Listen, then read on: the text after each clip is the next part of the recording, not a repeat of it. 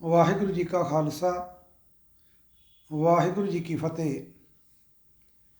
ਜੇਕੋ ਗੁਰ ਤੇ ਵੇਮੁਖ ਹੋਵੈ, ਬਿਨ ਸਤਿਗੁਰ ਮੁਕਤ ਨਾ ਪਾਵੈ। ਪਾਵੈ ਮੁਕਤ ਨਾ ਹੋਰ ਥੈ ਕੋਈ, ਪੁੱਛੋ ਵਿਵੇਕੀਆਂ ਜਾਏ। ਅਨੇਕ ਜੂਨੀ ਭਰਮ ਆਵੈ, ਬਿਨ ਸਤਿਗੁਰ ਮੁਕਤ ਨਾ ਪਾਏ। ਫਿਰ ਮੁਕਤ ਪਾਏ ਲਾਗ ਚਰਨੀ, ਸਤਿਗੁਰੂ ਸ਼ਬਦ ਸੁਨਾਏ। ਕਹਿ ਨਾਨਕ ਵਿਚਾਰ ਦੇਖੋ, ਬਿਨ ਸਤਿਗੁਰ ਮੁਕਤ ਨਾ ਪਾਏ। ਆਨੰਦ ਸਾਹਿਬ ਜੀ ਦੇ ਇਸ 22ਵੇਂ ਪਦ ਦੇ ਵਿੱਚ ਗੁਰੂ ਸਾਹਿਬ ਸਾਨੂੰ ਸਮਝਾ ਰਹੇ ਹਨ ਕਿ ਜੋ ਕੋਈ ਪ੍ਰਾਣੀ ਗੁਰੂ ਦੀ ਸਿੱਖਿਆ ਦੇ ਉਲਟ ਚੱਲਦਾ ਹੈ, ਆਪਣੇ ਆਪ ਨੂੰ ਗੁਰੂ ਦੀ ਸਿੱਖਿਆ ਦੇ ਅਨੁਸਾਰ ਨਹੀਂ ਢਾਲਦਾ, ਉਹ ਆਪਣਾ ਇਹ ਜੀਵਨ ਸੰਸਾਰਿਕ ਜੀਵਨ ਸਫਲ ਜੀਵਨ ਨਹੀਂ ਬਤੀਤ ਕਰ ਸਕਦਾ। ਜੇ ਕੋ ਗੁਰ ਤੇ ਵੇਮੁਖ ਹੋਵੈ, ਬਿਨ ਸਤਿਗੁਰ ਮੁਕਤ ਨਾ ਪਾਏ। ਇੱਥੇ ਅੱਗੇ ਚੱਲਣ ਤੋਂ ਪਹਿਲਾਂ ਆਪਾਂ ਮੁਕਤੀ ਦੀ ਗੱਲ ਵੀ ਸਮਝਦੇ ਚਲੀਏ ਕਿ ਗੁਰੂ ਸਾਹਿਬ ਸਾਨੂੰ ਮਰਨ ਤੋਂ ਬਾਅਦ ਵਾਲੀ ਮੁਕਤੀ ਗੱਲ ਜਾਂ ਮੁਕਤੀ ਦੀ ਜਾਂਚ ਨਹੀਂ ਦੱਸਦੇ। ਸਿੱਖ ਧਰਮ ਦੀ ਸਾਰੀ ਸਿੱਖਿਆ ਹੀ ਇਸ ਜੀਵਨ ਕਾਲ ਦੇ ਵਿੱਚ ਮੁਕਤ ਹੋਣ ਦੀ ਜਾਂਚ ਦੱਸਦੀ ਹੈ। ਸਾਡੇ ਪੁਰਾਤਨ ਸਨਾਤਨ ਧਰਮ ਅਨੁਸਾਰ ਮਰਨ ਤੋਂ ਬਾਅਦ ਦੀ ਮੁਕਤੀ ਦੀ ਗੱਲ ਸਿਖਾਈ ਜਾਂਦੀ ਰਹੀ ਹੈ। ਸ਼ਾਇਦ ਇਸੇ ਕਰਕੇ ਹੀ ਗੁਰੂ ਸਾਹਿਬ ਨੇ ਸਾਨੂੰ ਇਹ ਇਸ਼ਾਰਾ ਕੀਤਾ ਕਿ ਵਿਵੇਕੀਆਂ ਕੋਲੋਂ ਪੁੱਛੋ, ਭਾਵ ਸੂਝਵਾਨਾਂ ਕੋਲੋਂ ਪੁੱਛੋ ਮੁਕਤੀ ਹੈ ਕੀ ਚੀਜ਼। ਪੁੱਛੋ ਵਿਵੇਕੀਆਂ ਜਾਏ। ਨਹੀਂ ਤਾਂ ਅਸੀਂ ਵੀ ਉਸੇ ਰਾਹ ਤੁਰ ਕੇ ਕਾਸ਼ੀ ਵਿੱਚ ਜਾ ਕਰਕੇ ਆਪਣਾ ਸਾਰਾ ਕੁਝ ਦਾਨ ਪੁਜਾਰੀਆਂ ਨੂੰ ਕਰਕੇ ਆਪਣੇ ਆਪ ਨੂੰ ਆਰੇ ਨਾਲ ਚਿਰਵਾ ਕੇ 2 ਹਿੱਸੇ ਕਰਵਾ ਕੇ ਖੂਹ ਵਿੱਚ ਲਟਕਵਾ ਕੇ ਆਪਣੇ ਆਪ ਨੂੰ, ਜਾਂ ਪੁਰੀ ਵਿਖੇ ਜਗਨਨਾਥ ਜੀ ਦੇ ਰੱਥ ਥੱਲੇ ਆ ਕੇ ਆਪਣੇ ਆਪ ਨੂੰ ਕੁਚਲਵਾ ਕੇ ਮਰਨ ਤੋਂ ਬਾਅਦ ਵਾਲੀ ਮੁਕਤੀ ਵੱਲ ਨੂੰ ਹੀ ਤੁਰਨਾ ਸੀ। ਇਹ ਤਾਂ ਗੁਰੂ ਸਾਹਿਬ ਨੇ ਸਾਨੂੰ ਇੱਥੇ ਪਹਿਲਾਂ ਹੀ ਇਸ਼ਾਰਾ ਕਰ ਦਿੱਤਾ ਕਿ ਮੁਕਤੀ ਕੀ ਚੀਜ਼ ਹੈ। ਇਹ ਗਿਆਨੀਆਂ ਕੋਲੋਂ ਪੁੱਛੋ। ਗੁਰੂ ਸਾਹਿਬ ਸਾਨੂੰ ਇੱਕ ਜਗ੍ਹਾ ਹੋਰ ਵੀ ਜੜ ਕਰਾਉਂਦੇ ਹਨ ਕਿ ਗੁਰਬਿਨ ਸਹਿਜ ਨਾ ਉਪਜੈ ਭਾਈ, ਪੁੱਛੋ ਗਿਆਨੀਆਂ ਜਾਏ। ਸਹਿਜ ਵੀ ਜਿਹੜਾ ਹੈ ਇਹ ਅਗਰ ਪ੍ਰਾਪਤ ਕਰਨਾ ਹੈ ਤਾਂ ਸੂਝਵਾਨਾਂ ਕੋਲੋਂ ਪੁੱਛੀਏ। ਇਸੇ ਤਰ੍ਹਾਂ ਹੀ ਮੁਕਤੀ ਦੀ ਗੱਲ ਵੀ ਗੁਰੂ ਸਾਹਿਬ ਸਾਨੂੰ ਦ੍ਰਿੜ ਕਰਾ ਰਹੇ ਹਨ ਕਿ ਅਸਲ ਮੁਕਤੀ ਹੈ ਕੀ, ਇਹ ਸੂਝਵਾਨਾਂ ਕੋਲੋਂ ਜਾਣ ਲਵੋ। ਆਓ ਆਪਾਂ ਵੀ ਪਹਿਲਾਂ ਕੋਸ਼ਿਸ਼ ਕਰ ਲਈਏ ਕਿ ਭਗਤ ਬੇਣੀ ਜੀ ਸਾਨੂੰ ਕੀ ਦ੍ਰਿੜ ਕਰਾਉਂਦੇ ਹਨ। ਬੇਣੀ ਕਹਿ ਸੁਣੋ ਰੇ ਭਗਤੋ, ਬੇਣੀ ਕਹਿ ਸੁਣੋ ਰੇ ਭਗਤੋ, ਮਰਨ ਮੁਕਤ ਕਿਨ ਪਾਈ। ਕਹਿਣ ਲੱਗੇ ਮਰਨ ਨਾਲ ਕਿਹਨੇ ਮੁਕਤੀ ਪਾਈ ਹੈ? ਮਰਨ ਨਾਲ ਮੁਕਤੀ ਨਹੀਂ ਮਿਲਦੀ। ਇਸੇ ਤਰ੍ਹਾਂ ਹੀ ਭਗਤ ਨਾਮਦੇਵ ਜੀ ਵੀ ਸਾਨੂੰ ਇਸੇ ਹੀ ਜੀਵਨ ਕਾਲ ਦੇ ਵਿੱਚ ਮੁਕਤੀ ਦੀ ਗੱਲ ਕਰਦੇ ਔਰ ਸਕਾਲ ਪੁਰਖ ਨੂੰ ਵੀ ਉਲਾਂਭਾ ਦਿੰਦੇ ਹੈ ਕਿ ਮੂਏ ਹੋਏ ਜੋ ਮੁਕਤ ਦੇਹੋਗੇ, ਮੁਕਤ ਨਾ ਜਾਣਾ ਕੋਇਲਾ। ਕਿ ਕਿਸੇ ਨੇ ਮੁਕਤ ਨਹੀਂ ਜਾਣਨੀ। ਮੂਏ ਹੋਏ ਜੋ ਮੁਕਤ ਦੇਹੋਗੇ, ਮੁਕਤ ਨਾ ਜਾਣਨਾ ਕੋਇਲਾ। ਇਹ ਪੰਡਿਆ ਮੋਕੋ ਢੇਡ ਕਹਿਤ, ਤੇਰੀ ਪੈਜ ਪਛੋਂਡੀ ਹੋਏਲਾ। ਮੇਰੀ ਐਸੀ ਤੈਸੀ ਤਾਂ ਅੱਜ ਕੀਤੀ ਵੀ ਇਹਨਾਂ ਪੰਡਿਤ ਲੋਕਾਂ ਨੇ ਮੈਨੂੰ ਸ਼ੂਦਰ ਬਣਾ ਰੱਖਿਆ ਹੈ। ਮੈਨੂੰ ਮੁਕਤੀ ਤਾਂ ਅੱਜ ਦੀ ਲੋੜ ਹੈ। ਸੋ ਮੁਕਤੀ ਦੇ ਨਾਮ ਤੇ ਮਰਨ ਤੋਂ ਬਾਅਦ ਸੁੱਖਾਂ ਦੀ ਪ੍ਰਾਪਤੀ ਦੇ ਝੂਠੇ ਸੁਪਨੇ ਜੋ ਪਹਿਲਾਂ ਦਿਖਾਏ ਜਾਂਦੇ ਸਨ, ਗੁਰਮਤ ਨੇ ਇਸ ਗੱਲ ਤੋਂ ਸਾਨੂੰ ਵਰਜ ਦਿੱਤਾ। ਸਾਨੂੰ ਡਰਾਇਆ ਜਾਂਦਾ ਸੀ ਕਿ ਮਰਨ ਤੋਂ ਬਾਅਦ ਮੁਕਤੀ ਲਈ ਅੱਜ ਸਭ ਕੁਝ ਦਾਨ ਕਰਨਾ ਪੈਣਾ ਹੈ। ਇੰਤਜ਼ਾਮ ਇਸ ਤਰ੍ਹਾਂ ਦੇ ਕਰੋ ਕਿ ਬਾਅਦ ਵਿੱਚ ਮੁਕਤੀ ਮਿਲੇ, ਨਹੀਂ ਤਾਂ ਤੁਹਾਨੂੰ ਸ਼ੂਦਰ ਦੇ ਘਰ ਜਨਮ ਲੈਣਾ ਪੈਣਾ ਹੈ।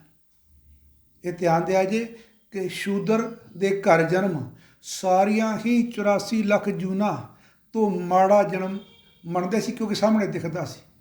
ਲੋਕਾਂ ਨੇ ਘੋੜੇ ਵੀ ਚੰਗੇ ਘਰਾਂ ਵਿੱਚ ਬੰਨੇ ਵੇਖੇ ਅਤੇ ਪਸ਼ੂ ਵੀ ਚੰਗੇ ਘਰਾਂ ਵਿੱਚ ਬੰਨੇ ਵੇਖੇ, ਪਰ ਸ਼ੂਦਰ ਦੀ ਜੋ ਹਾਲਾਤ ਸੀਗੇ ਉਹ ਸਾਰਿਆਂ ਦੇ ਸਾਹਮਣੇ ਸੀ। ਔਰ ਇਸ ਭੈ ਤੋਂ ਡਰਦੇ ਹੋਏ ਸਾਰੇ ਹੀ ਇਹ ਕਥਿਤ ਮੁਕਤੀ ਜਿਹੜੀ ਹੈ ਇਹਦੀ ਭਾਲ ਕਰਨ ਲੱਗ ਪੈਂਦੇ ਸਨ। ਸੋ ਗੁਰੂ ਸਾਹਿਬ ਨੇ ਸਾਨੂੰ ਦ੍ਰਿੜ ਕਰਵਾਇਆ ਕਿ ਮੈਨੂੰ ਮਰਨ ਤੋਂ ਬਾਅਦ ਦੀ ਮੁਕਤੀ ਦੀ ਲੋੜ ਨਹੀਂ ਹੈ, ਔਰ ਨਾ ਹੀ ਮੈਂ ਅੱਜ ਦੇ ਕਿਸੇ ਸੁੱਖ ਦੀ ਮੰਗ ਕਰਦਾ। ਕਿ ਰਾਜ ਨਾ ਚਾਹੂੰ ਮੁਕਤ ਨਾ ਚਾਹੂੰ, ਮਨ ਪ੍ਰੀਤ ਚਰਨ ਕਮਲਾਰੇ। ਮੈਨੂੰ ਇਸ ਜੀਵਨ ਵਿੱਚ ਰਾਜਾਂ ਦੀ ਗੱਲ ਲਾਲਚ ਦਿਓ ਅਤੇ ਉਹ ਵੀ ਮੈਨੂੰ ਲੋੜ ਨਹੀਂ, ਅਤੇ ਜੇ ਤੁਸੀਂ ਮਰਨ ਤੋਂ ਬਾਅਦ ਮੁਕਤੀਆਂ ਦੀ ਗੱਲ ਕਰੋ ਉਹ ਵੀ ਮੈਨੂੰ ਲੋੜ ਨਹੀਂ। ਮੈਨੂੰ ਤਾਂ ਇਹ ਅਕਾਲ ਪੁਰਖ ਤੇਰੇ ਨਾਲ ਪ੍ਰੇਮ ਹੀ ਚਾਹੀਦਾ ਹੈ।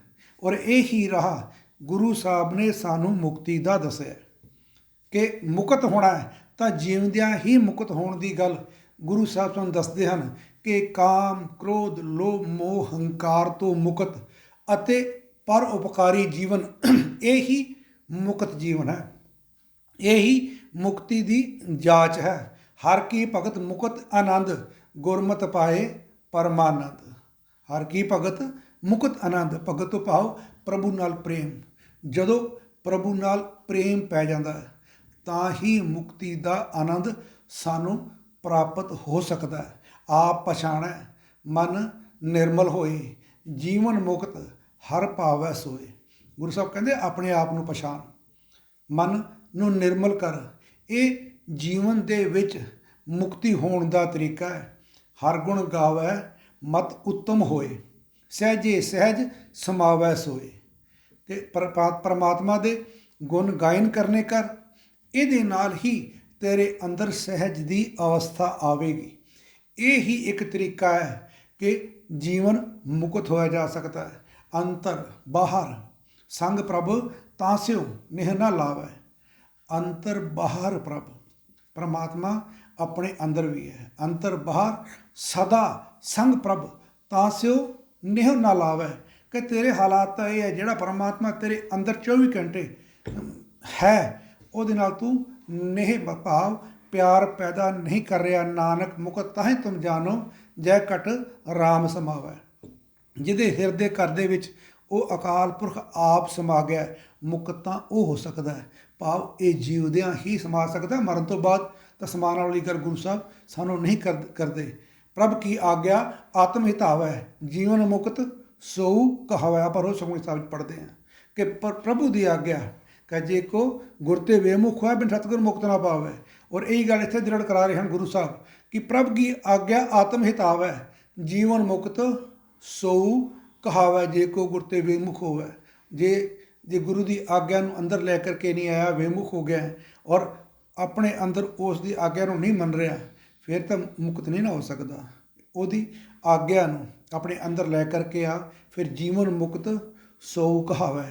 ਤਾਂ ਹੀ ਜੀਉਂਦਿਆਂ ਇਹ ਮੁਕਤੀ ਮਿਲੇਗੀ। ਨਾਨਕ ਸਤਿਗੁਰ ਭੇਟੀਐ ਪੂਰੀ ਹੋਵੈ ਜੁਗਤ।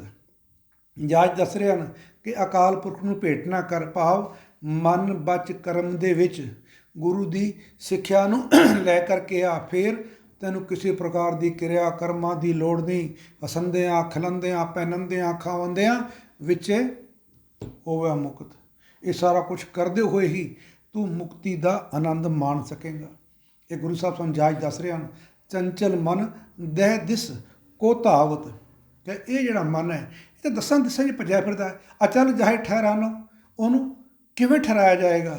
ਕਹੋ ਨਾਨਕ ਇਹ ਬਿਦ ਕੋ ਜੋ ਨਰ ਮੁਕਤ ਆਏ ਤੁਮ ਮਾਨੋ। ਕਿ ਜਿਹਨੇ ਇਸ ਮਨ ਨੂੰ ਦਹਿ ਦਿਸ਼ਾ ਵਿੱਚ ਭਟਕਣ ਤੋਂ ਰੋਕ ਲਿਆ, ਉਹ ਹੀ ਮਨ ਮੁਕਤ ਹੈ, ਉਹ ਹੀ ਪ੍ਰਾਣੀ ਮੁਕਤ ਹੈ। ਸ਼ਾਇਦ ਇਸੇ ਕਰਕੇ ਹੀ ਗੁਰੂ ਸਾਹਿਬ ਨੇ ਸਾਨੂੰ ਜੀਵਨ ਮੁਕਤ ਦੱਸਿਆ ਕਿ ਇਹ ਜੀਵਨ ਜਿਹੜਾ ਹੈ ਇਹ ਆਪਾਂ ਸੁਖਾਲਾ ਜੀਵਨ ਬਤੀਤ ਕਰ ਸਕੀਏ। ਸੋ ਗੁਰੂ ਸਾਹਿਬ ਨੇ ਸਾਨੂੰ ਮੁਕਤੀ ਦੇ ਕਥਿਤ ਭਰਮਾਂ ਤੋਂ ਕੱਢਿਆ, ਸਾਨੂੰ ਗਿਆਨ ਦੇ ਲੜ ਲਾਇਆ ਔਰ ਮਰਨ ਤੋਂ ਬਾਅਦ ਦੀ ਮੁਕਤੀ ਦੀ ਗੱਲ ਸਿੱਖੀ ਨਹੀਂ ਕਰਦੀ। ਕਿ ਬਹੁਤੇ ਭੇਖ ਕਰੇ ਭੇਖਧਾਰੀ, ਬਿਨ ਸ਼ਬਦ ਹੈ ਹਉਮੈ ਕਿਨੈ ਨਾ ਮਾਰੀ। ਪਰ ਹਉਮੈ ਮਾਰਨੀ ਪਏਗੀ। ਉਹ ਮਰੇਗੀ ਕਿਵੇਂ? ਜੇ ਕੋ ਸਿੱਖ ਗੁਰੂ ਸੇਤੀ ਸਨਮੁਖ ਹੋਵੇ।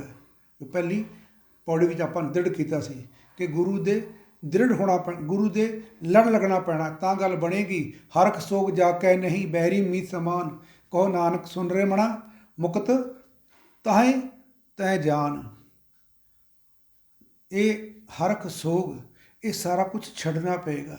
ਸੋ ਗੁਰੂ ਸਾਹਿਬ ਕਹਿੰਦੇ ਕਿ ਇਸ ਲਾਈਨ 'ਤੇ ਚੱਲਣਾ ਹੈ ਤਾਂ ਗੁਰੂ ਦੀ ਆਗਿਆ ਨੂੰ, ਗੁਰੂ ਦੀ ਸਿੱਖਿਆ ਨੂੰ ਲੈ ਕਰਕੇ ਆ, ਨਹੀਂ ਤਾਂ ਅਨੇਕ ਜੂਨੀ ਭਰਮ ਆਵੇ ਕਿ ਰੋਜ਼ ਅਹੰਕਾਰ ਦੇ ਵਿੱਚ, ਰੋਜ਼ ਕ੍ਰੋਧ ਦੇ ਵਿੱਚ, ਰੋਜ਼ ਲੱਭ ਲੋਭ ਦੇ ਵਿੱਚ ਤੂੰ ਮਰਦਾ ਹੈ। ਮੈਂ ਇੱਥੇ ਹੀ ਗੱਲ ਦ੍ਰਿੜ ਕਰਦਾ ਚੱਲਾਂ ਕਿ ਜੋ ਲੋਕ ਅਗਲੇ ਜਨਮ ਦੀਆਂ ਵੀ ਗੱਲਾਂ ਕਰਦੇ ਹਨ, ਗੁਰੂ ਸਾਹਿਬ ਨੇ ਅਗਲੇ ਜਨਮ ਨੂੰ ਵੀ, ਕਿਉਂਕਿ ਲੋਕਾਂ ਦੀ ਚਾਹਤ ਇਹ ਸੀ, ਇਸ ਨੂੰ ਧਿਆਨ ਰੱਖ ਕਰਕੇ ਵੀ ਸਿੱਖਿਆ ਦਿੱਤੀ ਹੈ। ਪਰ ਇੱਥੇ ਜੋ ਗੱਲ ਚੱਲ ਰਹੀ ਹੈ, ਜੀਵਨ ਮੁਕਤ ਦੀ ਗੱਲ ਚੱਲ ਰਹੀ ਹੈ। ਸੋ ਇੱਥੇ ਆਪਾਂ ਇਸ ਗੱਲ ਨੂੰ ਐ ਸਮਝਾਂਗੇ, ਅਨੇਕ ਜੂਨੀ ਭਰਮ ਆਵੇ, ਭਾਵ ਅਹੰਕਾਰ ਦੇ ਵਿੱਚ, ਕ੍ਰੋਧ ਦੇ ਵਿੱਚ ਰੋਜ਼ ਹੀ ਮਰਦੇ ਹਾਂ। ਪਰ ਇਹ ਮਰਨਾ ਮੁੱਕ ਜਾਏਗਾ ਕਦੋਂ? ਜਦੋਂ ਗੁਰੂ ਦੀ ਸ਼ਰਨ ਵਿੱਚ ਆ ਜਾਓਗੇ। ਗੁਰੂ ਆਪ ਸ਼ਬਦ ਸੁਣਾਏਗਾ, ਫਿਰ ਮੁਕਤ ਪਾਏ ਲਾਗ ਚਰਨੀ, ਸਤਿਗੁਰੂ ਸ਼ਬਦ ਸੁਣਾਏ। ਗੁਰੂ ਸਾਹਿਬ ਸਾਨੂੰ ਆਪ ਰਸਤਾ ਦੱਸਣਗੇ। ਇਹ ਨਹੀਂ ਹੈ ਕਿ ਅਸੀਂ ਭਟਕ ਗਏ ਹਾਂ ਅਤੇ ਗੁਰੂ ਦੇ ਲੜ ਆ ਕੇ ਲੱਗਾਂਗੇ ਅਤੇ ਗੁਰੂ ਮੂੰਹ ਮੋੜ ਲਏਗਾ, ਇੱਦਾਂ ਦੀ ਗੱਲ ਨਹੀਂ ਹੈ। ਸੋ ਇਹ ਸਾਰਾ ਕੁਛ ਜੀਵਨ ਮੁਕਤ ਦੀ ਗੱਲ ਹੈ। ਸੋ ਜੀਵਨ ਵਿੱਚ ਆਨੰਦ ਦੀ ਪ੍ਰਾਪਤੀ, ਕਿਉਂਕਿ ਆਪਾਂ ਆਨੰਦ ਸਾਹਿਬ ਦੀ ਬਾਣੀ ਦੀ ਵਿਚਾਰ ਕਰ ਰਹੇ ਹਾਂ ਨਾ, ਜੀਵਨ ਦੇ ਵਿੱਚ ਆਨੰਦ ਦੀ ਪ੍ਰਾਪਤੀ ਗੁਰੂ ਦੀ ਸਿੱਖਿਆ ਤੋਂ ਬਿਨਾਂ ਨਹੀਂ ਹੋ ਸਕਦੀ। ਕਾਮ, ਕ੍ਰੋਧ, ਅਹੰਕਾਰ, ਇਹ ਸਾਰੇ ਔਗੁਣ ਇਹ ਛੱਡਣੇ ਹੈ, ਇਹਨਾਂ ਤੋਂ ਹੀ ਮੁਕਤ ਹੋਣਾ ਹੈ ਅਤੇ ਪਰਉਪਕਾਰੀ ਜੀਵਨ ਜਿਉਣਾ ਹੈ। ਇਹ ਹੀ ਆਨੰਦਮਈ ਜੀਵਨ ਜਾਚ ਹੈ, ਜਿਸ ਦੀ ਜਾਚ ਸਾਨੂੰ ਗੁਰੂ ਸਾਹਿਬ ਤੀਸਰੇ ਪਾਤਸ਼ਾਹ ਆਨੰਦ ਸਾਹਿਬ ਦੀ ਇਸ ਬਾਣੀ ਦੇ ਵਿੱਚ ਦ੍ਰਿੜ ਕਰਾ ਰਹੇ ਹਨ।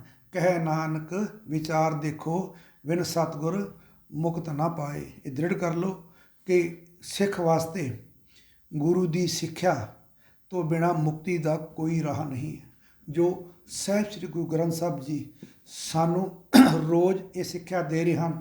ਸਾਡੇ ਕੋਲ ਐਡਾ ਵੱਡਾ ਖਜ਼ਾਨਾ ਸਿੱਖਿਆ ਦਾ ਹੈ, ਗੁਰੂ ਦਾ ਹੈ। ਐਸੇ ਗੁਰੂ ਦੇ ਲੜ ਲੱਗਣਾ ਕਰੀਏ। ਖਿਮਾ ਦਾ ਜਾਚਕਾਂ ਜੀ।